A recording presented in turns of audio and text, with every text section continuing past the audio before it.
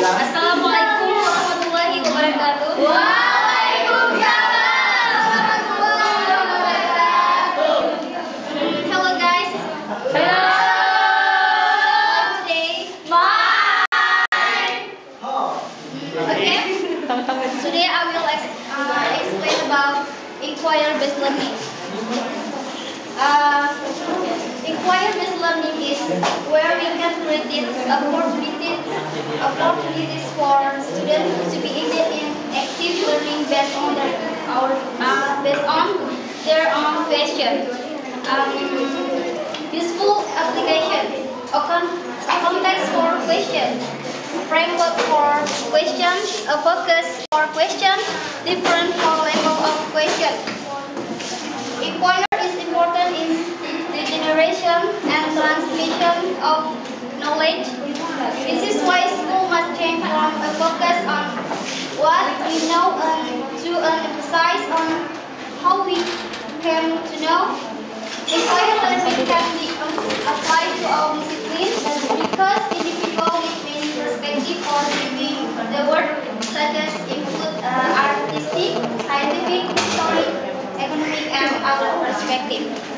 Okay, basic learning, inquiry-based learning, yaitu proses pembelajaran di mana materi itu sesudah kita pelajari, kita akan menyelidiki kebenaran tersebut. Dan juga inquiry-based learning ini, di mana guru melibatkan di dalam proses belajar mengajar, guru itu melibatkan siswa untuk lebih aktif berdasarkan pertanyaan mereka sendiri. Misalnya kita hari ini mempelajari tentang judul kita tentang bahasa. Kemudian kita akan memberikan sebuah gambaran-gambaran baik berupa seorang bertemu di jalan atau seperti apa. Kemudian kita menambahkan kepada siswa tersebut. Lalu kita akan bertanya, apa yang kamu lihat di gambar itu? Kemudian si siswa itu pasti akan lebih ingin tahu. Nah, berdasarkan inquiry-based learning ini, di sini ada saya tempelkan gambar. Inquiry-based learning ini, di mana siswa dituntut untuk lebih rasa ingin tahunya dituntut untuk lebih. Di situ dia, misalnya bahasa tadi, dia harus ada di dalam pikirannya untuk mengapa bahasa itu ada, dan kapan bahasa itu digunakan, dan di mana digunakan, dan untuk apa itu. Nah, kemudian di sekolah-sekolah tentu program ini sudah diajarkan, dan juga di sekolah diterapkan juga di mana-mana, di education di Indonesia terutama sekali. Dan juga inquiry-based learning ini dituntutkan sebelumnya kita sudah mengetahui, seperti contoh dalam kita pelajari misalnya pelajaran IPA, kita sudah mengetahui makan makanan yang mengandung protein. Misalnya kita sudah tahu makanan yang mengandung protein itu seperti apa, telur, ikan, dan lain-lain.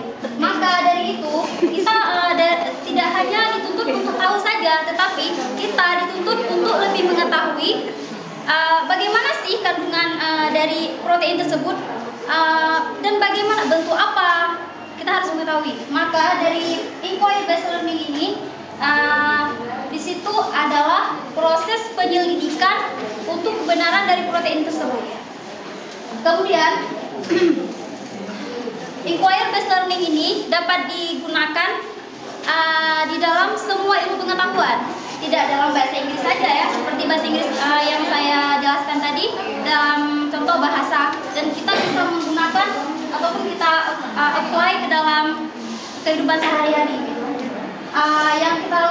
Yang inquiry-based learning ini bisa digunakan dalam bidang misalnya contoh pelajaran sejarah, ekonomi, dan lain sebagainya. Okay, I think enough my explanation. Any questions so far? Okay, Armis Aisyah. Assalamualaikum warahmatullahi wabarakatuh. Waalaikumsalam warahmatullahi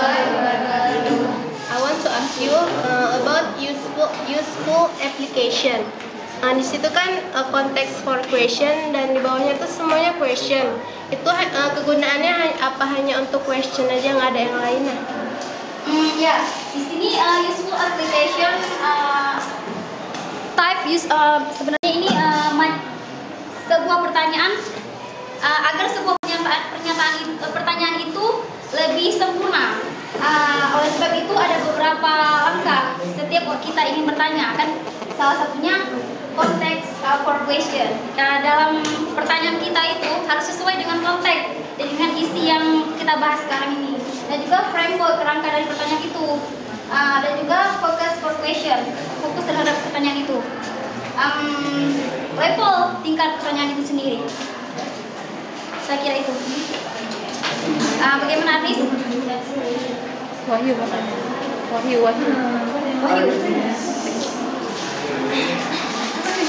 Jadi begini, kalau dengar penjelasannya tadi, sepertinya sama seperti konsep teaching learning kan? Konsep karena tadi penjelasannya bilang kan bahwa kita harus ke bendanya, bahwa misalnya banyak Pak PS ada protein-proteinnya kan, kita menjelaskan konteksnya berarti kan, penjelasan tadi.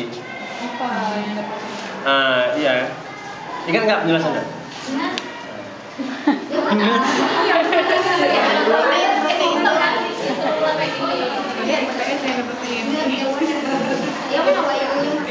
Enggak ada di situ. Saya bilang penjelasan tadi ya. Ya contoh tadi. Penjelasan dari suara Enal Hayati. Kan kasih contohnya tadi, kasih contoh kalau kita jalan ke gambar kan.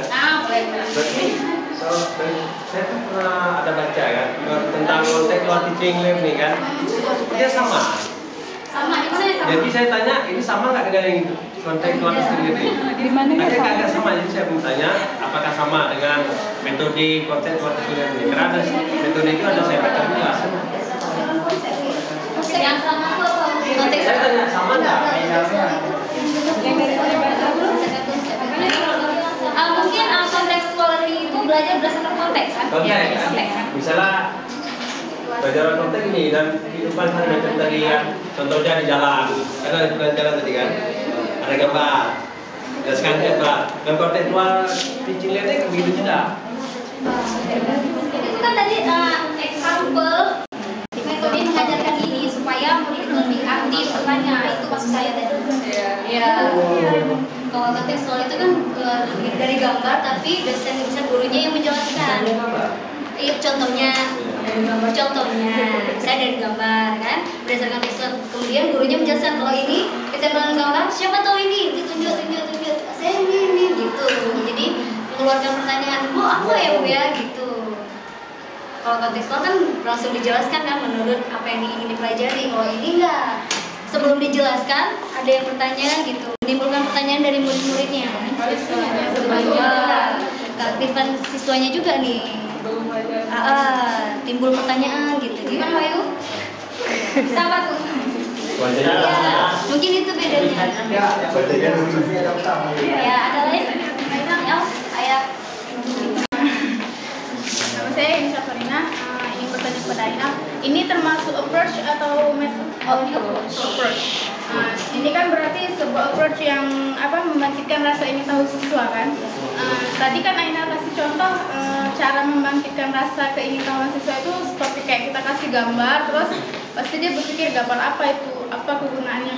Selain itu kira-kira apa untuk meningkatkan rasa Kan tadi berdasarkan judul ini inquiry, ini kan penyelidikan, dan dari situ kita kan misalnya ingin mempraktekkan, pasti kita suruh bawa sama siswa. Besok bawa ini ya, bawa alat untuk membuat eksperimennya misalnya. Kan dari situ si murid tadi itu kan ada rasa suka akan bawa ini. Kan dari situ kan ada penilaian juga, kelompok mana yang menang dari situ. Maaf, silakan. Tunggu ya. Baik, saya ingin bertanya.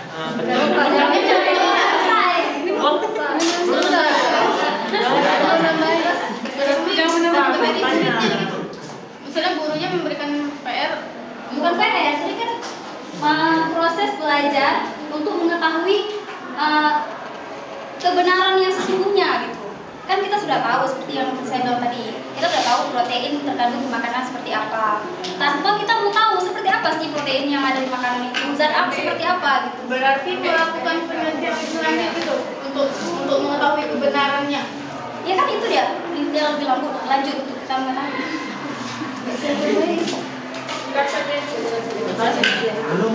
Ini masih. Udah ditambahin. Tambahin.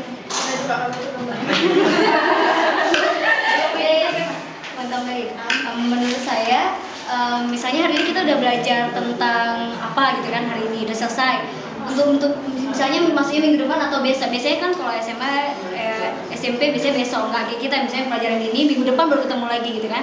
Kalau ini kan bisa satu hari selang baru ketemu lagi. Jadi ini untuk PR besok ya, kita bahas tentang misalnya tentang past tense gitu kan, bisa atau tentang artikel atau tentang yang lain.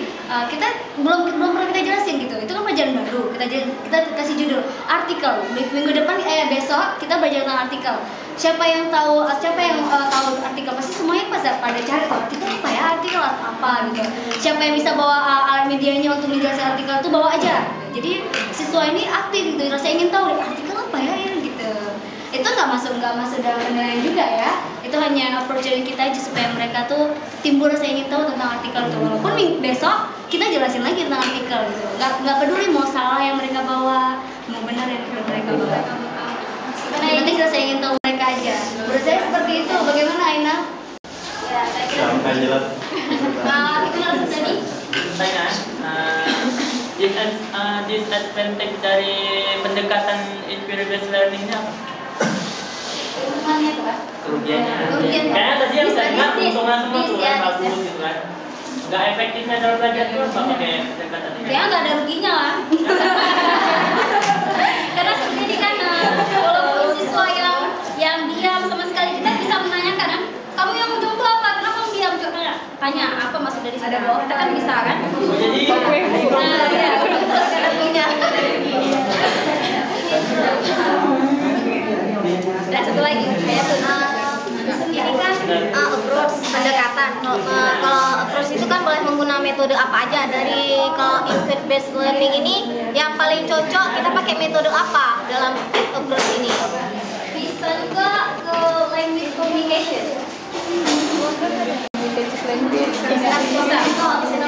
Seperti tadi yang saya bilang tadi kan, Haya tuh kayak sebelumnya udah pernah menjelaskan, nampakkan gambar Obama tadi, menanyakan sama murid-muridnya gitu.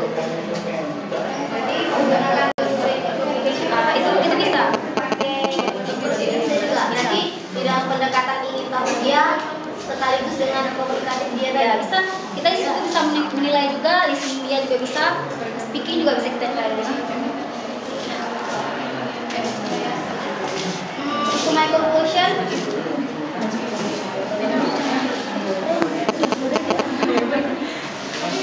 inquiry-based learning is where a teacher can opportunities can involve student between the teacher to more active in classroom. I think now. Assalamualaikum warahmatullahi wabarakatuh.